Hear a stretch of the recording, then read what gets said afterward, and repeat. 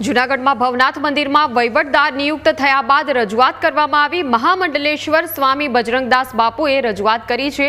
મંદિરની પરંપરા જળવાઈ રહે તે માટે તેમણે રજૂઆત કરી। બજરંગદાસ બાપુએ પ્રાંત અધિકારી અને કલેક્ટરને રજૂઆત કરી છે। ભવનાથમાંથી કચરો નીકળી ગયો છે તેવું બજરંગદાસનું કહેવું છે। પ્રાંત અધિકારી અને કલેક્ટરને ધન્યવાદ પાઠવ્યા। ભવનાથ મહાદેવ મંદિર લોકોની આસ્થાનું કેન્દ્ર છે। મંદિરની પરંપરા અને મર્યાદા જળવાઈ રહે તે જરૂરી છે। મંદિરના ગર્ભગૃહમાં પેન્ટ શર્ટ પહેરીને કોઈને જવા ન દેવા તેવું બજરંગદાસનું કહેવું છે।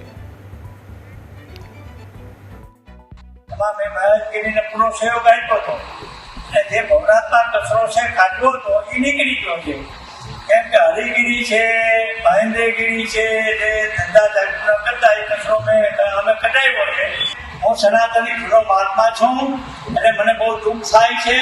એના માટે મેં આ કોશિશ કરી છે આ હળો કાઢવાની, અને હજી જરૂર પડશે કોઈ પણ પ્રકારની કોઈ પણ સાધુ ખોટી રીતે ત્યાં હળો પેદા કરશે તો એને પણ અમે કાઢી શકશું। ભવનાથ મંદિરની અંદર કોઈને પ્રવેશ કરવામાં આવતો નથી। આ હરિગીરી આવ્યા પછી એને પ્રવેશ કરવા દેતા